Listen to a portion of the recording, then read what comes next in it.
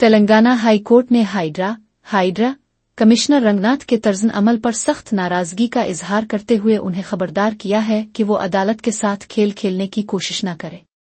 Justice موشومی Bhattacharya اور justice مدھوسودن Rao پر مشتمل bench نے امبرپیٹ کے بوتیکما کنٹا تالاب کے معاملے پر سماعت کے دوران کمشنر کو یاد دلایا کہ ان کے خلاف عدالت کی کارروائی ابھی زیر التوا ہے۔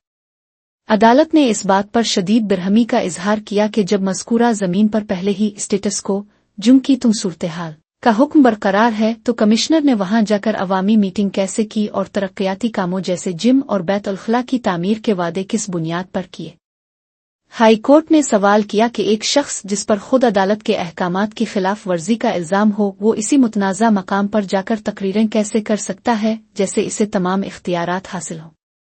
واضح رہے کہ ایڈلا سدھاکر ریڈی نامی شہری نے عدالت میں پٹیشن دائر کی تھی جس میں الزام لگایا گیا تھا کہ ہائیڈرا نے جون گزشتہ کے عدالتی احکامات کی سرحد خلاف ورزی کی ہے۔ عدالت نے رنگناتھ کو ان کی سابقہ معافی کی یاد دلاتے ہوئے واضح کیا کہ قانون کی بالادستی پر کوئی سمجھوتا نہیں کیا جائے گا اور عدالتی وقار کو ٹھیس پہنچانے والے اقدامات کے سنگین نتائج برآمد ہوں گے۔